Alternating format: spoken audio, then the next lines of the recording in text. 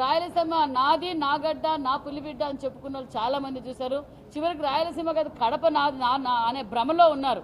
ఎలక్షన్ల తర్వాత 10లో 7 సీట్లు తెలుగుదేశం ఎన్డీఏ ప్రభుత్వం గెలిచినా ఇంకా అదే భ్రమలో ఉన్నాడు.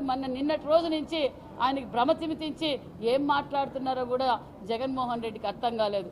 మరి ఈరోజు రాయలసీమను అభివృద్ధి చేసింది తెలుగుదేశం ప్రభుత్వం. ముఖ్యమంత్రి చంద్రబాబు నాయుడు గారు ఎప్పుడైతే ముఖ్యమంత్రిగా ఉన్నారో అప్పుడే అభివృద్ధి జరిగిందనే విషయం మన అందరికీ తెలుసు. ఎందుకంటే ఈరోజు తాగునీరు కావచ్చు, సాగునీరు కావచ్చు, పరిశ్రమలు కావచ్చు, ఏది జరిగినా, ఇంజనీరింగ్ కాలేజీలు కావచ్చు, విద్యా వ్యవస్థలు కావచ్చు, అన్నీ జరిగినాయి అంటే అది తెలుగుదేశం ప్రభుత్వంలో ముఖ్యమంత్రి చంద్రబాబు నాయుడు గారు ఉన్నప్పుడే జరిగాయన్న విషయం కూడా తెలుస్తూ మరి నిన్నటి రోజు కూడా రాయలసీమకు పెద్దపీట వేయబోతున్నాం అంటే ఇక్కడ రక్తం ఏరే పారిన చోట ప్రతి ఒక్కరూ కలం పెట్టుకోవాలి, సాఫ్ట్వేర్ ఇంజనీర్లు కావాలి, అన్ని రంగాల్లో ఉండాలి, ప్రతి ఒక్కరు ఎంటర్ప్రైనర్ కావాలనేదే ముఖ్యమంత్రి గారి లక్ష్యం. రాష్ట్రంలో మొట్టమొదటిగా కడప టాప్అప్ కూడా ఇక్కడి నుంచే మొదలైంది. మరి చాలా సంతోషం, ఎందుకంటే రాయలసీమలో ఈ ప్రోగ్రాం సక్సెస్ కావడం, మరి